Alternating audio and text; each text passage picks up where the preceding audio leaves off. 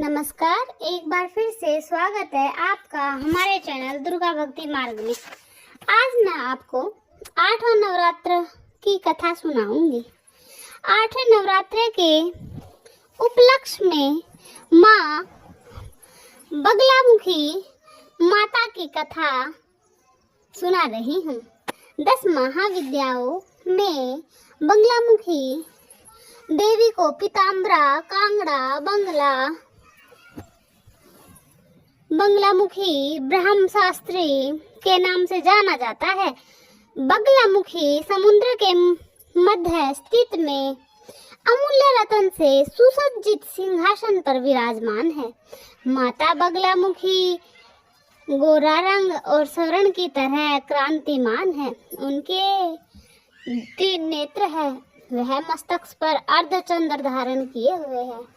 माता पीले रंग के वस्त्र व पीले फूल धारण किए हैं। आभूषण सोने के व कई अमूल्य रत्न जड़े हैं। सर पर सोने का मुकुट है।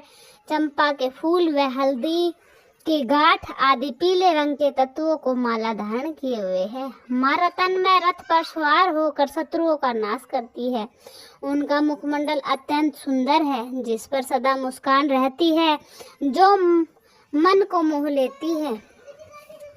देवी ने बाएं हाथ से दैत्य की जीभ को पकड़ा है तथा दाएं हाथ से गदा पकड़ी हुई है, जिससे शत्रु सदा भयभीत रहते हैं।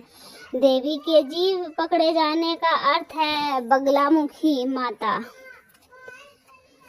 और ये शक्ति देने और लेन की पूजी जाती है। कुछ स्थान पर मां मृत शरीर पर विराजमान है। जो मनुष्य सच्चे मन से माँ की आराधना करते हैं, कोई स्त्री उनका बाल भी बांका नहीं कर सकता। माँ की उनके ऊपर अनुकंपा होती है। स्त्रियों का नाश, वाक विधि, वाक विवाद में विजय प्राप्ति के लिए माँ बगलामुखी की पूजा की जाती है। उनकी उपासना से उनके भक्त हर तरह की परेशानियों से मुक्त हो जाते हैं। बगलामुखी माता के भक्त सांसारिक सुख भोग कर अंत में मोक्ष को प्राप्त होते हैं। माँ चाहे तो स्त्री की जीवा ले सकती है और अपने भक्तों को मधुर वाणी भी आशीर्वाद में दे सकती है। माँ की पूजा करते समय पूर्व में मुख होना चाहिए और उन्हें पीले चावल, पीले फूल, पीले रंग का प्रसाद अर्पित करें। पीले रंग से माँ को बहुत प्यार होता है। त्रेता युग में जब राम और रावण के बीच युद्ध हो रहा था, तब बड़े बड़े योद्धा मारे गए। मेघनाथ ने युद्ध जीतने के लिए शक्ति स्वरूपा माँ बगलामुखी का आह्वान शुरू किया था, पूजा शुरू की थी। अनुष्ठान की सफल समाप्ति के लिए सभी प्रमुख दानवों को तैनात कर दिया और आदेश दिया, जो भी इसमें विघ्न डाले तुरंत उनका वध कर दो। और मेघनाथ ने आत्मविश्वास से अनुष्ठान आरंभ कर दिया। इस यज्ञ के बाद माँ अगर जागृत हो गई तो काली का रूप धारण कर पूरी वानर सेना का नाश कर देगी और उनके साथ चलने वाली गिनी योद्धाओं को खून पी जाएगी। इसके लिए राम ने हनुमान व अंगद को यज्ञ भंग की आज्ञा दी।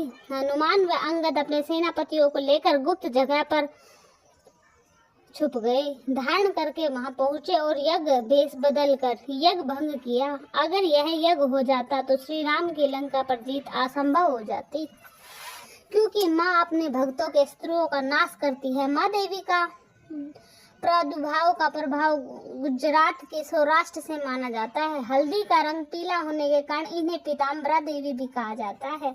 इनकी कथा सतयुग में एक बार विनाश उत्पन्न करने वाला तूफान आया, उनसे संपूर्ण ब्रह्मांड नष्ट हो गया। चारों ओर हाहाकार मच गया, सभी लोग संकट में पड़ गए। तूफान सब कुछ नष्ट करता हुआ आगे बढ़ गया था। भगवान विष्णु चिंतित थे, उन्हें इसका हल न मिला। वे भगवान शिव को याद करने लगे। शिव ने कहा, शक्ति के अलावा कोई इसका हल नहीं निकाल सकता, अतः आप उनकी शरण में जाएं। तब भगवान विष्णु ने हरिद्रा नदी के किनारे कठोर तप किया। देवी प्रसन्न हुई। हरिद्रा नदी में जल क्रीड़ा करते हुए बगलामुखी के रूप में प्रकट हुई। बगलामुखी ने प्रसन्न होकर उन्हें इच्छित वर दे दिया और सृष्टि का विनाश रोक दिया। बगलामुखी माँ को वीरवती भी कहा जाता है, क्योंकि बगलामुखी देवी ब्रह्मास्त्र रूपिणी है। इनके शिव को एक वक्त माँ रुद्र कहा जाता है। तंत्र मंत्र वाले साधक इन्हें संबल की देवी मानते हैं। समस्त विश्व में माँ के 3 ही मुख्य मंदिर है। पहला मंदिर मध्य प्रदेश दतिया शहर में है, जिसे पीताम्बरा पीठ कहते हैं। दूसरा मंदिर हिमाचल प्रदेश के कांगड़ा जिले में है, जो कांगड़ा देवी के नाम से प्रसिद्ध है। तीसरा प्रसिद्ध नलखेड़ा जिला शाहजहाँपुर मध्य प्रदेश में है, जहां पर देश भर के तांत्रिक आते रहते हैं। महाभारत युद्ध से पूर्व कृष्ण और अर्जुन ने यहाँ पूजा की थी। तो कैसी लगी आपको बगुलामुखी माता की कथा व 8वें नवरात्र की ये संपूर्ण कथा? कमेंट में जरूर बताएं। धन्यवाद।